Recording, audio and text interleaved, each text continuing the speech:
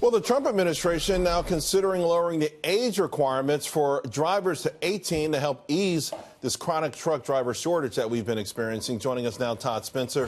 He's president and owner-operator of Independent Drivers Association. Todd, hey, thanks for joining us.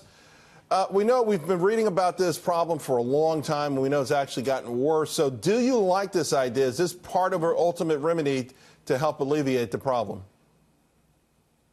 Well, Charles, when you say we've been reading about this problem for a long time, I can tell you as somebody from within trucking that we've been hearing about a truck driver shortage for about 30 years now. The same people say it over and over and over. And of course, what they're really talking about is they have retention issues simply because pay and benefits aren't adequate.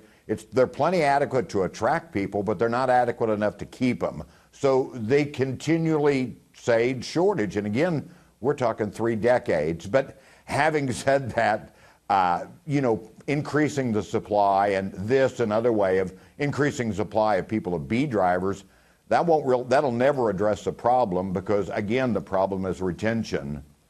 Well, other industries that have retention problems seem to be addressing it because normally for any business, it's so much more expensive to keep retraining people and keep teaching them rather than getting someone who knows the job, likes the job, and just pay them a little bit more. Well, a normal person should conclude that, but for some reason or another, a segment of trucking doesn't. And bear in mind, trucking is sort of different than any other occupation in that drivers generally receive nothing at all for their time. They don't receive salary.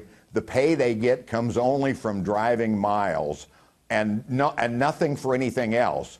They are unique among other workers, and they're exempt from the overtime provisions of the Fair Labor Standards Act. So, the only way they can hope to make more is to try to work more hours. And realistically, a job where you'll work 80 or more hours a week away from home for about $53,000 a year, which is what average pay is, people will look to replace that job, not pursue it as a career.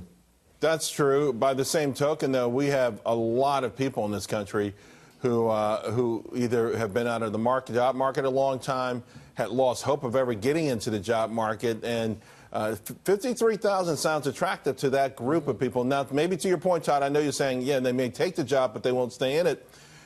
But there should be at least a big funnel of people getting in the industry now.